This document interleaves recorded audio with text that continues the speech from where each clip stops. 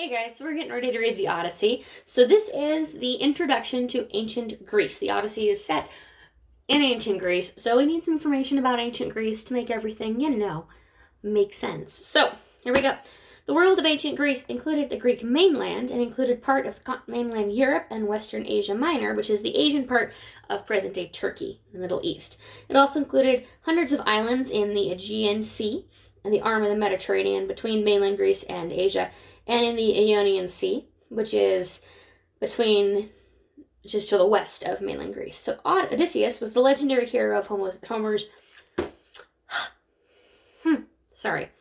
Odysseus, the legendary hero of Homer's The Odyssey, was said to be the ruler of Ithaca, one of those western islands. Now, nearly 1,000 years before Odysseus would have lived, Greek civilization rose to greatness on the island of Crete, which was an island south to the mainland. By about 2000 BC, a sophisticated society, the Minoan civilization, had developed on Crete. Judging by archaeological evidence, the Minoans produced elegant stone palaces, fine carvings, metalwork. They had a writing system, preserved on a few hundred of the clay tablets on which they wrote. They call it Linear A. Scholars call this system Linear A, and no one actually has yet to decipher it.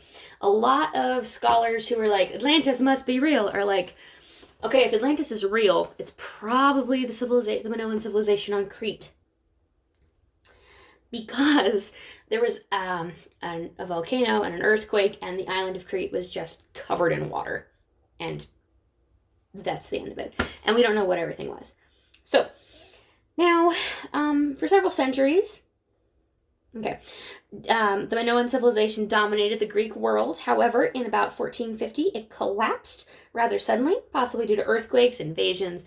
It was not great for the Minoans during that time period. With the weakening of Minoan culture, the Mycenaeans became the dominant force in the Greek-speaking world, or just the Greek world.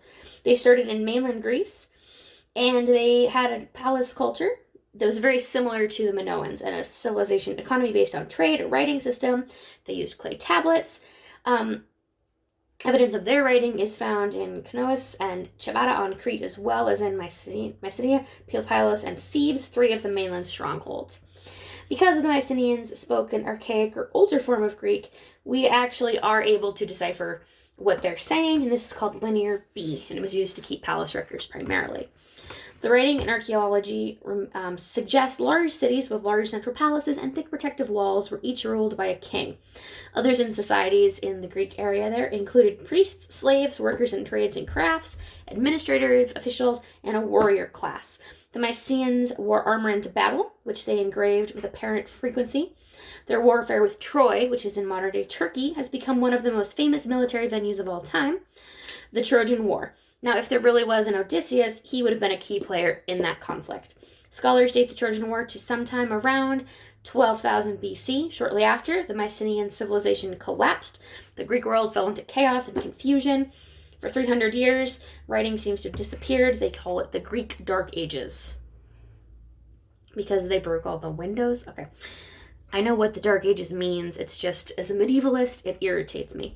Okay, then in about 850 BC, Greeks began emerging from the darkness, spurred by flourishing trade, economic boom. There was a resurgence of the arts, learning, and then people started to read once again the epic poems of Homer and speak the epic poems of Homer, because these poems were recited orally. You would have someone come to a party and they'd be like, I would like to hear the Odyssey, please.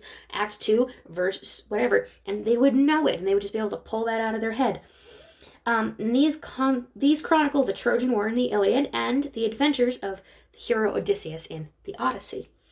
The rise of this city-state. Now, after Homer's time, Greek civilization became more organized and sophisticated. Smaller communities were organized city-states.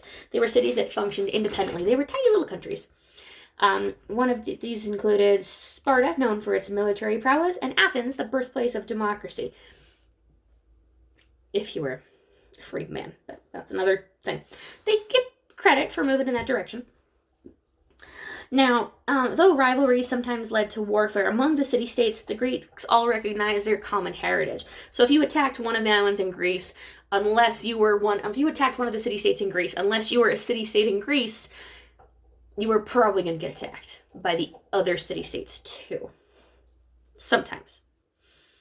Unless you had a really strong alliance with one of the other city-states too. Now, they would coordinate together to defeat their common enemies, like the Persians. They participated in the Olympic Games, which began in around 776 BC. They also saw the works of Homer as pillars of their heritage, which celebrated the common past as Greeks and their heritage. So, before we get into the Iliad and the Odyssey, there's another important thing to know, and this is going to be real brief, because I'm going to be honest, I could go on for a long time about Greek mythology, and we might get to a point where we talk about that for a little bit. But basically, here's the rundown. So in Greek mythology, there's gods and goddesses, and they controlled all aspects of nature. The sunrise, the sunset, hurricanes, earthquakes. Greek mythology was written to explain the gods and goddesses and their powers. So one of the things I want you guys to do on a piece of paper and then email it to me or tell me in class is to please choose a natural event and what myth could you create to explain this phenomenon. So here we go. Ancient Greece has many gods. Zeus, the king of the gods. Hera, his powerful queen. Other gods and goddesses, like I said, are associated with different nature. Most of the powerful gods and goddesses live on Mount Olympus, the tallest mountain in Greece, where Zeus sat on a throne of gold. If you've read the Percy Jackson books, it's kind of in that idea. Or seen Lore Olympus, it's that kind of idea. So the Titans were overthrown. So the mythic account of the origin of the gods was in the Theogony, which is a work that the Greeks revered almost as much as Homer's epics. So according to that myth, first there was chaos, a dark and empty void, and out of chaos came the earth, or the goddess Gaia. Gaia produced the skies, the god Uranus, and Uranus and Gaia got married, and they had the giant gods known as the Titans. Now Kronos was the chief Titan. He ruled the universe until he was displaced by his 3 sons. So Kronos married his sister Rhea because they're immortal, and it's not gross when you're immortal, or so it has been explained to me. And he had a prophecy that one of his children, he didn't want his dad and his mom to have any more kids, because he was like, well, if we have more kids, then I might not be powerful. So he separated the sky and the earth was irritated about this because she missed her husband. But then he was like, what if someone does to me what I did to my dad? That's okay, Max. I know. It's so sad. My dog is being cute. What if someone does that to me? So every time his wife had a baby, he would swallow it whole. So he swallowed his 2 sons, his 3 daughters. But by the 6th child, his wife had kind of realized what he was up to, which took her a while. And so she gave him a rock. And she sent the kid away. His name was Zeus. He was raised by some nymphs. The earth knew about it, but she was angry because she wanted her husband back. Also, she'd married the water. Was not in here. She'd married the ocean, and they had a bunch of kids. The Cyclopses, the 100-hand giants, they were really cool. And Kronos didn't like them. He thought they were funny looking, so he banished them. So Earth is mad because she wants her husband back, and she can't get to her kids anymore, even though they're locked in Earth, but they're still separate from her. So she's angry about that. So she helps find a safe place for this baby to be raised. His name is Zeus. Then he goes back, and he tricks his dad into drinking something that'll make him puke up his siblings. And so all the gods pop out of there. And they have this big battle, and they fight the Titans, and they win! Hooray! And now the gods are in charge. So, the 3 sons of Kronos split the universe. Zeus gets the sky, Hades gets the underworld, Poseidon gets the ocean. Hera is the goddess of marriage. And then other children include Demeter, goddess of the harvest, and Hestia, the goddess of home and hearth. So they've all separated and gone their separate ways. And then they all kind of get married, and Zeus is creepy and gross. He has a lot of children with mortal women, some of which he tricks and pretends to be a sunbeam or pretends to be a swan, and then is a swan that's being all pretty, and it's gross. Now, the Greek gods were powerful, but they were not all powerful. The Fates were kind of floating around, and nobody knew where they came from. And even Zeus was afraid of the Fates, because if the Fates said something, it was going to happen. The gods also had many human qualities and were quick to vengefulness and quarrelness. They were also quick to punish human beings of excessive hubris or pride, but they were also often very full of hubris and pride. They also required sacrifices, which involved the killing of animals. So in the Odyssey, Odysseus makes several sacrifices to plead for divine aid. The Greeks worshipped the gods in temples dedicated to many gods or just one. The Parthenon in Athens, for example, was dedicated to just Athena. The Greeks also celebrated their gods at great festivals like the Olympic Games, which were dedicated to Zeus. Greeks also believed in prophecies, which were associated with the god Apollo. In the Odyssey, Odysseus travels to the underworld so that he can consult the blind prophet Tiresias, who has the gift of prophecy even after death. The Greeks believed in these heroes and stories and myths to explain the world around them. The Greeks also have Roman names for their gods. So Zeus, the king of the gods and ruler of heaven, becomes Jupiter. Hera, wife of Zeus and goddess of married women and marriage, becomes Juno. Poseidon becomes Neptune, god of the sea. Aphrodite, the goddess of love and beauty, becomes Venus. Ares, the god of war, becomes Mars. Apollo becomes Apollo, god of prophecy and music, also called Phoebus, depending on who you're talking to. Artemis, the goddess of the hunt and the moon, becomes Diana. Athena, goddess of wisdom, skills, usually weaving specifically, and war. Oh, no. Sorry, my dog wanted me to throw the ball. And usually weaving and war becomes Minerva. Hephaestus, god of fire and metalworks, becomes Vulcan. Hermes, god of commerce, cunning, messenger of the gods, becomes Mercury. Demeter, goddess of the harvest, becomes Ceres. Dionysus, god of wine, revelry, also called Bacchus, stays the same. Hestia, goddess of home and hearth, becomes Vesta. Helos, sun god, becomes Sol. Uranus, the sky god supplanted by Kronos, stays the same. Gaia, the earth goddess and mother of the Titans and Cyclopses, becomes Telos or Terra. Kronos becomes Saturn. Rhea is the wife of Kronos. She becomes Cybele. Cyclopses, one of the three Titans who forged thunderbolts for Zeus. The Fates, Clotho spun the thread. Lachesis measured out the amounts of thread, and Atropos snipped the thread. And they are the three goddesses who wove the thread of each person's life, including the gods. Then we have the Muses. There's 9 goddesses who preside over the arts and sciences, including Calliope, the muse of epic poetry. So an epic is a long narrative poem that relates important events in the history or folklore of a culture that preceded it. The central character is usually the epic hero and larger-than-life person who embodies traits that the character values. Typically, these characters have either physical strength, bravery, high birth, fame, and effective skills as a leader in battle. Odysseus actually is interesting because he is not a typical hero. He's a sneaky hero. Like, he uses his brain. Most Greek heroes use their muscles, and Odysseus is like, why would I do that when I've got a superior intellect? And he's the guy who came up with the Trojan horse idea, to sneak all the Greeks into Troy. So that's kind of his deal. Also, with Homer, no one knows if he was actually real.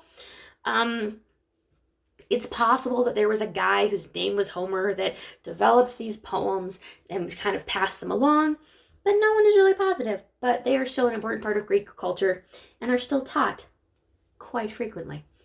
Other things important in the epic poem is that there's an opening invocation to the muse asking for inspiration.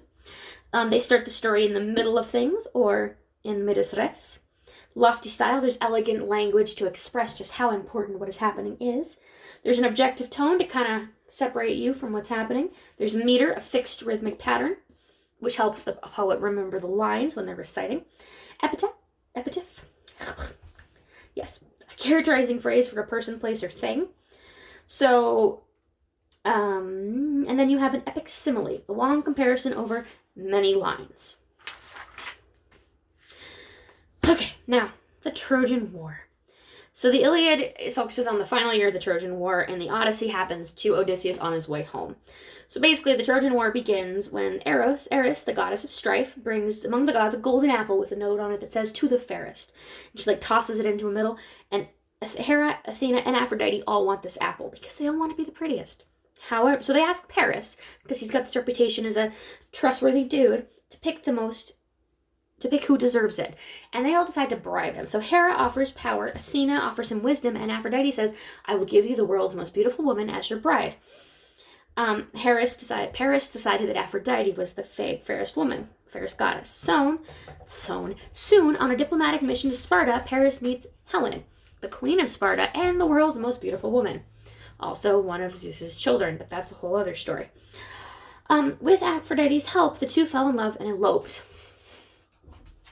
Aphrodite's magical help. Yeah. Did Helen have a choice? That is the question. When Menelaus, the king of Sparta, could not convince the Trojans to send his wife back, because also by kidnapping her on a diplomatic mission, that breaks all kinds of rules. The Greeks are very similar to the Macbeth people. It's a very important cultural thing. Like, when you are a house guest, you don't steal stuff. It's just a code. You don't steal stuff from the person you're staying with, and they don't murder you in your sleep. Like, that's just how it works. You don't steal from each other. You don't kill each other. So by stealing his wife, they're breaking, like, all the rules. So they're like, hey, Trojans, can you send our queen back, please? Because this is not okay. And the Trojans are like, no, we can hear you. So Menelaus goes to his brother Agamemnon, who's the king of Mycenae, which is the big city, and they're kind of in charge. Like, they're all their own city-states, but they all answer to Mycenae. And he calls everybody. He's like, hey, we have to go and save Helen, and we're going to go fight Troy. The Greeks all agree. Takes them 10 years because the city walls are just so good. Couple of other things here. The reason that they have this pact and all the Greeks are going to go is because when Helen was supposed to get married, it was up to her father to decide who she was going to marry, and there was a contest, and Menelaus won. But before Helen's husband was announced, there was a note that was like, hey, whoever she marries has to agree to help everybody else. We can't be having war. And everyone's like, sounds great. And Odysseus is like, great, because I like her sister better anyway. So he marries Penelope, who's Helen's sister, and that's all fine and dandy. So Agamemnon is a super powerful king. And then we have Achilles, who's like the greatest warrior in all of Greece. He's the guy with the heel, because his mom grabbed him by the heel and dunked him in this water in the underworld that made him like impossible to hurt except for his heel. So that's a thing that happened. But Odysseus was the smartest of all. He didn't want to go to war, so he pretended to be crazy. And everyone was like, yeah, our king is nuts. But then Agamemnon threw his infant son in the way of his plow, because he was pulling a plow and pretending to be a horse. And everyone's like, yeah, our king's crazy. He thinks he's a pony. And they caught him, and he had to go to war because he didn't want to break his rules and blah, blah. So, but Odysseus is the smartest. He designed the Trojan horse. So basically, after 10 years, nothing is happening. I mean, there's a lot of stuff happening. This last year. Achilles gets mad. Achilles' cousin dies. Hector dies horribly. Like, there's a lot that goes on. But they can't get into the city. So Odysseus has this idea. They're going to build this horse, and then they're going to leave and make it look like they're leaving. So they do. But they hide a whole bunch of Greeks inside the horse. Then the Trojans see this horse on the beach, and they're like, this must be an offering to Poseidon. We should bring it in the city. And someone is like, a couple people in the city are like, let's not bring the giant empty horse into the city. Like, if I were a sneaky person, I would hide some dudes in there. But no one listened to them. And a couple of them were actually cursed. So, like, in the mythology, one of them had been cursed by Apollo for no one to ever believe her, Princess Cassandra. And the other guy got eaten by a sea monster. So they bring the horse inside, and at the end of the day, all the Greeks pop out a little horse and open the gate and sack the city, and it's horrible. So Odysseus is on his way home. However, also the Greeks were horrible. Once they invaded the city, they were doing horrible things, like smashing kids against walls, and they murdered the king while he was praying, and they were just horrible. Like, it was not good. It was not good. Odysseus, however, backtrack. So the Greeks really ticked off the gods, who made their trips home very, very difficult. A lot of them died, actually. Menelaus and Helen made it home safe, and actually she's like, I'm sorry, I don't know what came over me, and he's like, I forgive you, but like, let's not do that again. So Odysseus forgets to he prays to all the gods and does what he's supposed to do, and Athena's taking care of him. However, I know. However, oh no, I found it. Sorry, 1 second. However, he blinds a Cyclops, and the Cyclops is the son of Poseidon. And this Cyclops is like, Dad, Odysseus blinded me. And Poseidon's like, nobody blinds my kid. And decides he's going to make Odysseus' journey home as difficult as possible. And so he does. Because when you're taking an ocean voyage and you've ticked off the god of the ocean, it's not a good thing. So that's what the Odyssey is about. It's a journey that should have taken Odysseus like 10 days, tops. And he just keeps running into every single monster because most of the gods, particularly the gods that are on the side of Troy, because the gods split up during this whole conflict, are just super ticked off at him. And so everyone's just very, very unhappy. Other people that pop up in the Odyssey include a lot of different crew members. And Persephone, the goddess of spring. Then you have Odysseus' wife Penelope, and then their son Telemachus. So as we're going to read this a little bit at a time, it's going to be a lot of fun. We're going to kind of talk about this as we go. There's also a lot of clips from Percy Jackson. There are a lot of things that I don't like about Percy Jackson, but there are a lot of scenes they really got well. Also, fun fact, in the end, in the story, it almost makes it sound like Penelope doesn't know that it's her husband who's come home. But if you read it, she totally knows. She's not dumb. You can't be married to the smartest man in all of Greece and be an idiot. That's not a thing that exists. So, Penelope and Odysseus. Odysseus is kind of, what's the word I'm looking for? He has some questionable decisions. And it does take him 10 years to get home. But his wife never thinks he died, which is very sweet. So, that's the Odyssey. Hey! That's the Odyssey. I'm going to go throw a ball for my puppy. I will see you all soon. All right. Bye.